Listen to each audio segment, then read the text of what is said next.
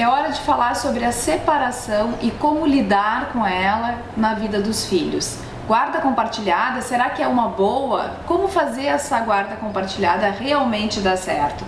Agora no canal Kai.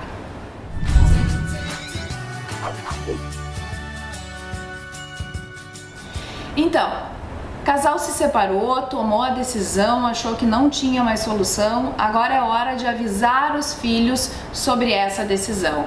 Como, Carla, tornar esse aviso um pouco menos doloroso para eles? Os filhos, a gente precisa lidar com a verdade, né? Na medida em que os filhos vão conseguindo compreender o que está acontecendo.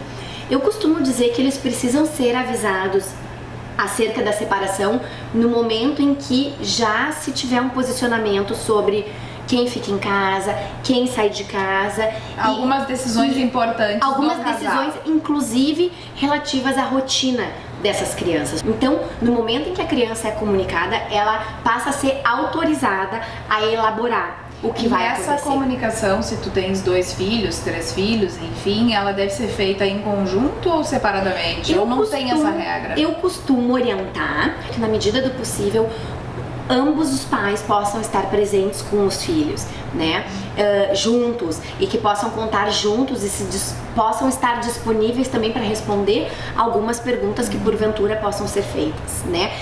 A partir do momento da comunicação, as crianças se sentem autorizadas também para contar para os seus amigos, elas se permitem sofrer e se dá o início à elaboração. Então é um momento muito difícil, é um divisor de águas, mas é um momento em que há a oficialização do fim desse casamento e as pessoas passam então a começar a organizar as suas novas vidas. Vamos falar então dessa organização, né? Vamos falar então da guarda compartilhada, que me parece o ideal, porque convive com pai, com mãe, os dois têm responsabilidade sobre essa criança, responsabilidade na decisão do colégio, do inglês, né? Do que a criança vai fazer. A guarda compartilhada, ela pode ser muito proveitosa.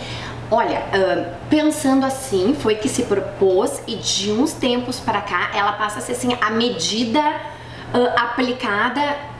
Já não é mais ficar com a mãe, né? Já não é mais ficar com a mãe, a guarda é da mãe, e tanto que existe um termo que eu acho assim pavoroso, que se chama visitas. O pai então visitava, né? Então isso mudou. Mudou, e mudou inclusive visando a dificultação da alienação parental, porque os casais, quando não estão bem resolvidos, bem estruturados, como a gente conversou no outro episódio, eles podem usar os filhos, consciente ou inconscientemente. Então, no momento em que a gente tem um dos pais que está necessariamente mais conectado com os filhos, isso dá margem para as desqualificações e para, então, tão falada alienação parental.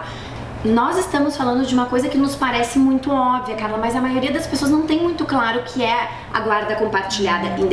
Apesar de não ser da área do direito, eu acho que é importante, né, a gente esclarecer. Sim, a pessoa pensa que guarda compartilhada é quando vive com um, né? Ou então confundem com a guarda alternada. A compartilhada é ficar uma semana com um e a semana com o outro. Não, ela pressupõe, realmente, como tu estavas dizendo, a corresponsabilidade, né, a codecisão.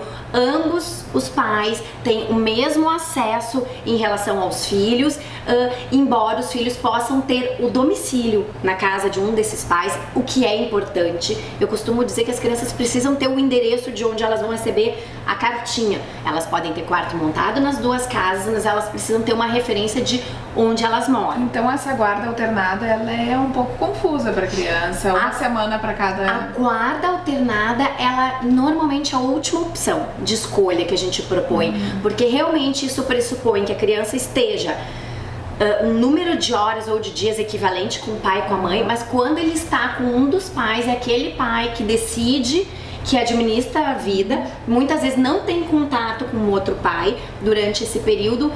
E isso eu não acho legal. Eu acho muito bacana a ideia dos pais co-participarem, de um dia é o dia do pai buscar, outro dia é o dia da mãe buscar, um dia é o dia que dorme no pai. E quando isso é bem organizado, as crianças interpretam isso como uma rotina. A gente tende a achar que por existir essa flexibilização, as crianças não vão entender o que está acontecendo. Eu acho que elas compreendem. É o cuidado, né? Compreendem o cuidado que continua a passa ser dos dois. pelo pai e pela mãe, e muitas vezes a relação com cada um desses pais é muito facilitada. Então, assim, tem sido muito legal de ver, porque tem funcionado. E as escolas estão se adaptando muito a isso, né? Ao invés de se remeterem apenas à mãe, os recadinhos, passarem, então, assim, o mesmo bilhete vai pra mãe, vai pro pai, o mesmo recado acerca da festinha de final de ano, vai pra mãe, vai pro pai. Todos são incluídos. Então, eu acho muito democrático. E quando funciona, é bom pra todo mundo. A gente consegue ver que essas crianças estão amparadas, que elas têm uma rotina, que elas têm uma estrutura, apesar da família não estar mais juntas na mesma casa. E também dá pra olhar o nosso Hashtag Fica a Dica.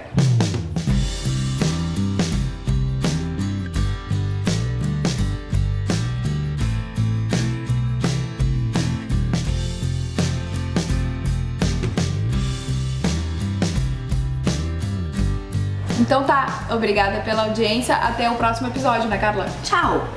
Beijo!